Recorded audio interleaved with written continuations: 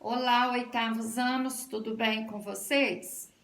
Bom, esta semana nós vamos trabalhar, com a variação de grandezas, E esta variação de grandezas, elas podem ser diretamente proporcionais, inversamente proporcionais ou não serem proporcionais.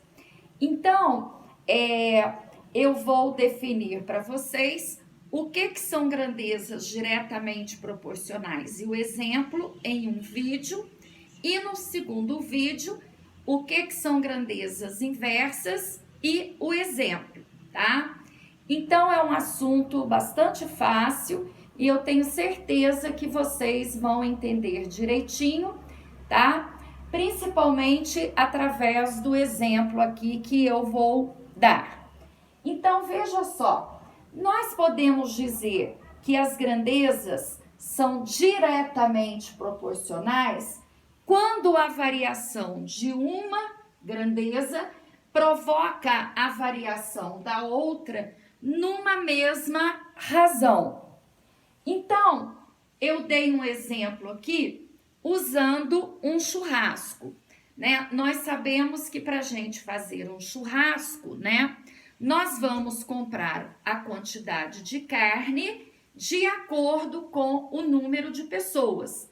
Então, essas duas grandezas aí, vocês vão observar que elas são diretamente proporcionais, Se eu tenho muitas pessoas para um churrasco, eu tenho que comprar uma quantidade maior de carne, Se eu tenho poucas pessoas, eu compro uma quantidade menor de carne. Então, observem o seguinte, eu fiz aqui uma tabela colocando que para 50 pessoas, nós precisamos de 10 quilos de carne. Para 100 pessoas, eu dobrei o número de pessoas, eu tenho que dobrar a quantidade de carne. Eu vou precisar de 20 quilogramas. Se eu tripliquei a quantidade de pessoas, 50 vezes 3, 150, eu tenho que triplicar a quantidade de carne. Eu vou precisar de 30 quilogramas. Então, a gente percebe que se o número de pessoas duplica, a quantidade de carnes também duplica. Se o número de pessoas triplica, a quantidade de carne também triplica. Então, quando as grandezas são diretamente proporcionais, a razão é constante, tá?